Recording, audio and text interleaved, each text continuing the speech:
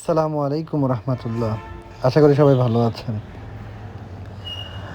দেখতে দেখতে চলে এলো পবিত্র ঈদ উল আজহা 2026। ত্যাগের মহিমায় উদযাপিত হবে দিনটি।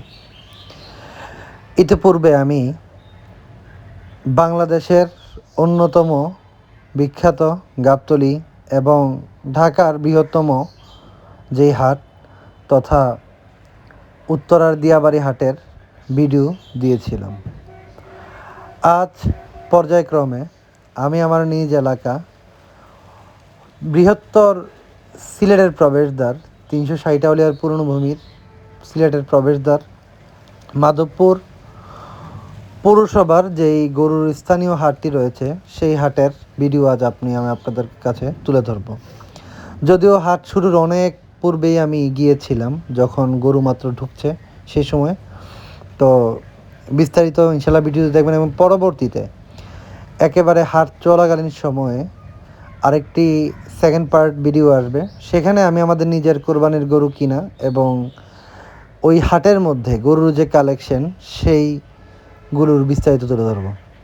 হাটের শুরুতে আমরা দেখতে পাচ্ছি দেশি আকৃতির কিছু কিছু গরু, যদিও হাট তখন শুরুই হয়নি। স্থানীয় প্রান্তিক কৃষকরা বা খামারিরা গরুগুলো নিয়ে এসেছিল এবং সেই গরুর এখানে দেখা যাচ্ছে।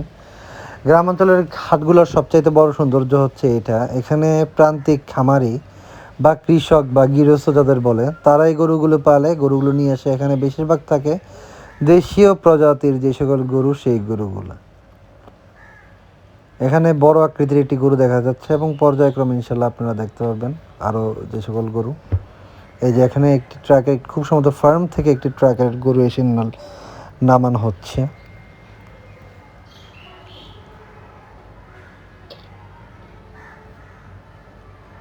এখানে মহিষ। তবে সবচাইতে বড় সমস্যা হচ্ছে এটা, যেহেতু এটা মফস্বল এলাকা বা মানে ঢাকার বাহিরে, তো ভিডিও করার ক্ষেত্রে বিভিন্ন রকম সমস্যার সম্মুখীন হতে হয়। ঢাকায় আপনি ব্যাপারী বলেন বা খামারি বলেন বা লোকাল যারা ভিজিটর্স বলেন, এরা যেরকম ফ্রেন্ডলি বা যেভাবে খুব সুন্দরভাবে আপনি ভিডিও করতে পারবেন, কিন্তু এখানে লোকাল হাটগুলোতে আসলে এটা খুব কষ্টকর। কারণ এরা এমনভাবে তাকায় বা এমনভাবে এরা রিয়্যাক্ট করে যেন আপনি বড় ধরনের একটি ভুল করে ফেলেছেন, এই আর কি। তো এখানে দেশি প্রকৃতির দেশীয় প্রজাতির মহিষ। তবে এটা সত্য যে ঢাকার হাটগুলোতে যে আপনি পিওরভাবে যেই দেশি গরুগুলো পাবেন আর না পাবেন, গ্রামাঞ্চলের হাটগুলোতে সেই দেশি এবং অর্গানিকভাবে পালনকৃত গরুগুলো পাওয়া যায়। এটা হচ্ছে সবচেয়ে বড় একটা প্লাস পয়েন্ট। তো কথা না বাড়িয়ে দেখতে থাকুন এবং ইনশাল্লাহ দ্বিতীয় পর্যায়ে যে ভিডিওটি থাকবে সেখানে আমি আমাদের নিজের কোরবানির গরু এবং আদার্স যেই হাটের সার্বিক চিত্র ওগুলো তুলে ধরার চেষ্টা করবো ইনশাল্লাহ। সকলের কাছে দোয়া চেয়ে আমি আমার কথা শেষ করছি। আসসালামু আলাইকুম ওয়া রাহমাতুল্লাহ।